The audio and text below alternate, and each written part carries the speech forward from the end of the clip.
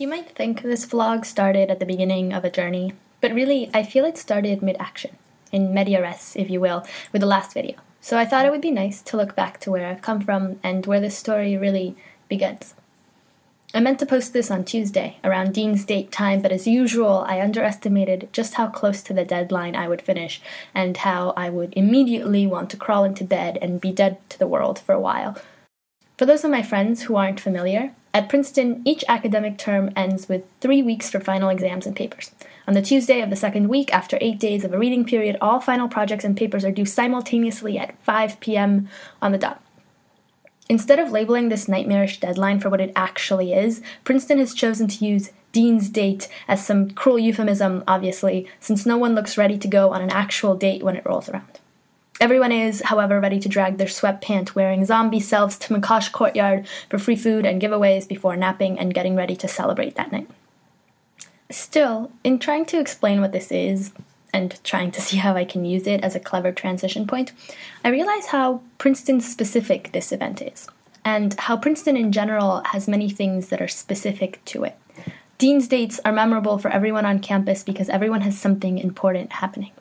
At this point in my Princeton career, I have 5 very distinct memories of what happened on Dean's Day, just like everybody else. Just like I have distinct memories of lawn parties, formals, and various theme nights. There is a way in which Princeton's calendar contains a set of national holidays.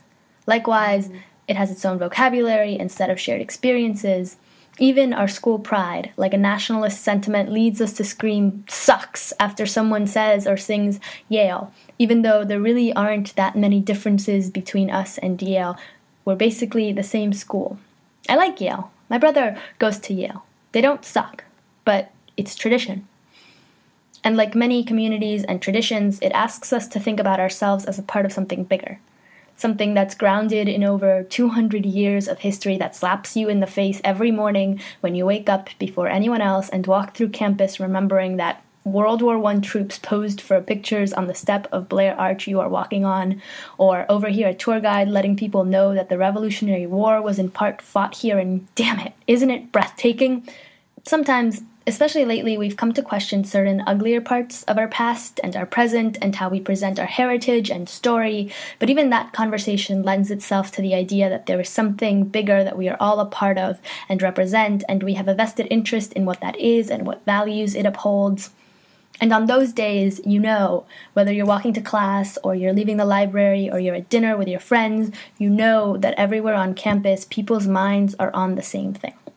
Just like on Dean's Date, you know everyone on campus is going through the same struggle, just like every single person who has graduated from this school has gone through the same struggle.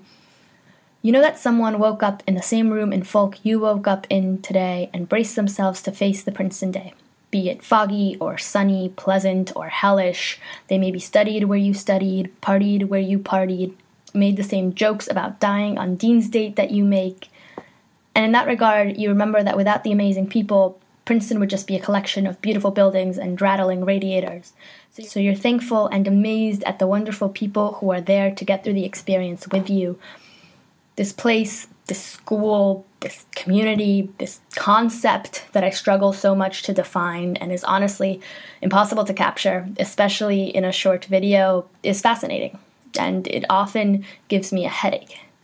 I often find I have mixed feelings about what it means to be there and what it actually is. Participating in Dean's Date and also watching it from across the ocean this year was a bit surreal. I wasn't there to experience it with everyone, obviously, but I had no problem imagining exactly how it was playing out or sharing in the stress and the ensuing relief.